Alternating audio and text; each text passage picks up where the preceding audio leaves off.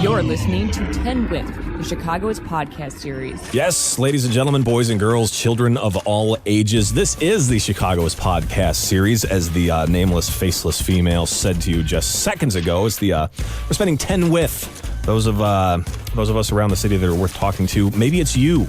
I don't know yet. You haven't gotten in touch with me. You should do so. Email coming up at the end of the podcast should you feel like spreading your mirth all over the podcast scene. But now, since we've spent the last collective 5, 6, about that days, freaking out over the lack of Mayor Daley after spending the previous 2 or 3 years freaking out over the presence of Mayor Daley, taking a different tack on politics here. And I haven't talked about the mayor situation yet, but we will at some point here in the near future. But the Senate race is still out there.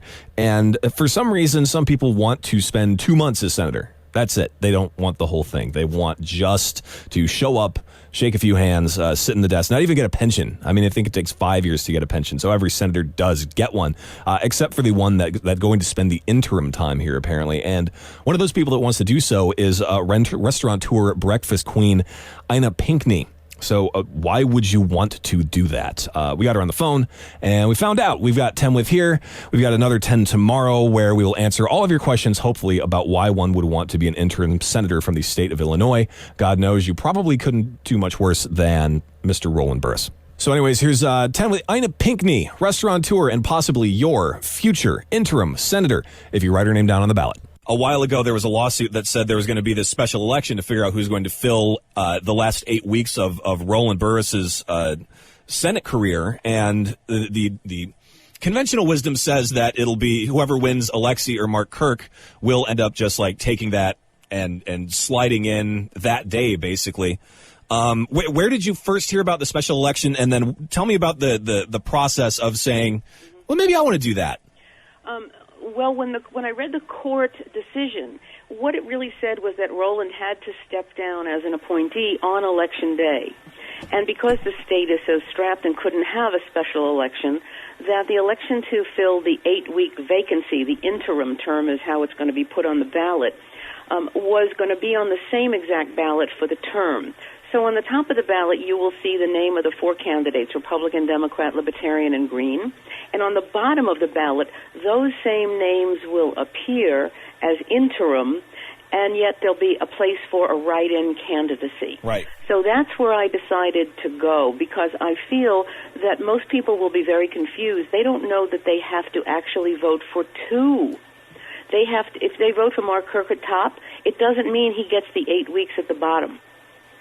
So that's where the confusion is, and I thought, what an interesting civics lesson this is. When I grew up, we actually took civics, and people don't understand the process. So I thought, as part of my mission in the restaurant with the newsletter that I write every month, it really is about education and about information and about humor and about spiritual and about nourishing. So I decided that we were going to take this on as a civics lesson, that we would teach people what had to be done in order to fill the vacancy. Because without it, Illinois will be with only 1 senator for the 8-week interim period.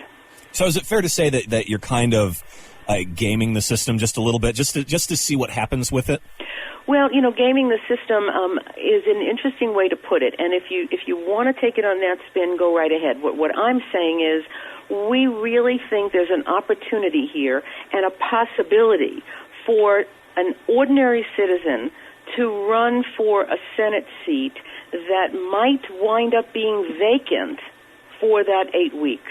I'm only aware of your campaign through the press, and part of the reason why we're doing this is just to talk about why you would want to be a senator just for 8 weeks.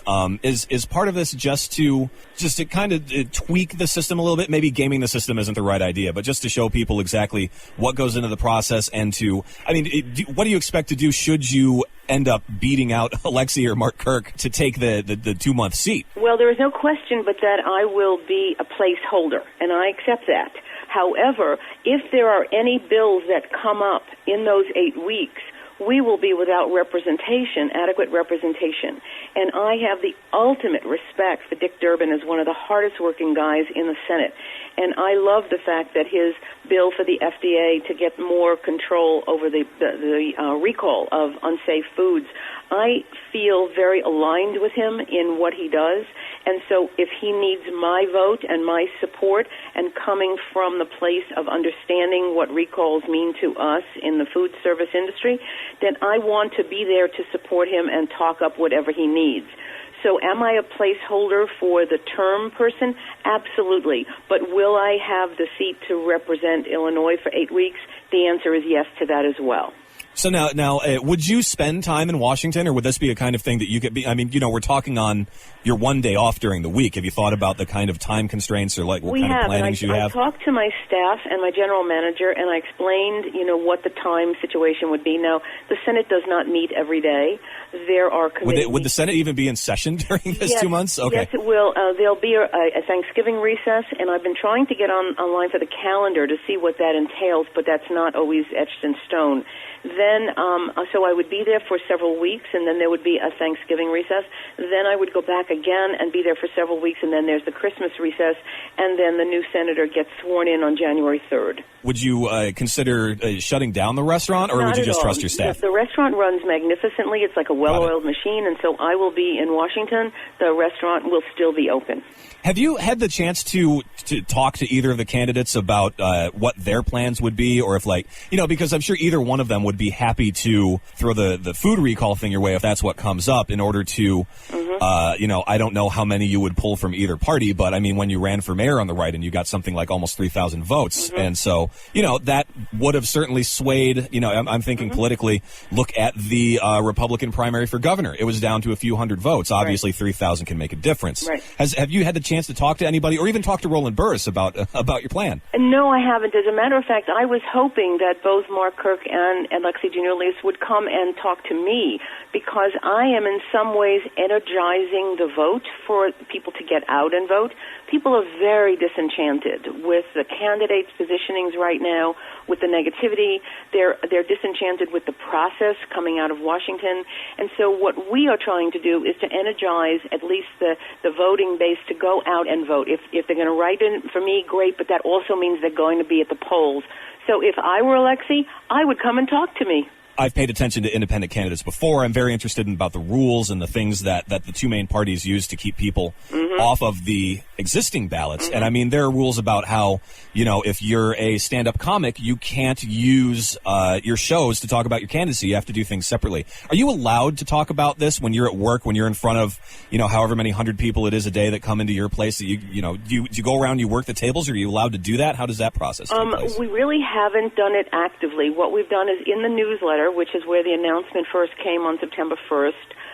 There is a long story in there about this particular election and why there is this vacancy seat. And people have taken that with them and read it. If they want to ask me questions about the process on the way out, they can certainly do that.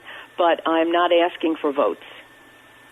And I also read somewhere, I don't remember off the top of my head where it was, but somebody talked about the last time you did this for write-in mayor, you did get, I think it's like 2,700 votes, almost 3,000, right? Right. But you also got, 3 restaurant inspections like the day of, on election day, right? Yeah, the city that works really didn't work for me at all. I received a call from a North Side alderman, and mind you, I only announced this, and it was meant to be humorous. Because in that original newsletter, when people said, you really ought to run for mayor, we came up with some interesting departments, like the department of getting it right the first time, a department of learning to recognize the obvious, and then we had an arbiter of stupidity. So, as you can see, the kitchen cabinet that we were forming really was very tongue-in-cheek and was very funny. Right, so the department of not knowing anybody who you're hiring for once. Exactly. Yeah. And so we started this as a very funny kind of thing, but the minute I got a call from an alderman on the North Side saying, I don't think you should do this. And then I got a visit from an alderman who said, you're not serious, are you? And then I got a call from the chief of staff who said, this is not a good idea. And I said, doesn't anybody downtown have a sense of humor? And he said, no. No. And so we bureaucrats aren't known for things like jokes. No, they don't really have a sense of humor. So I waited until the last hour of the last day to file my declaration of intent to run, because obviously they were watching it. All right, let's pick it up there tomorrow. Email me, Carl with a K, K-A-R-L at chicagoist.com. More at 10 with Ina Pinkney, potentially your next interim senator tomorrow.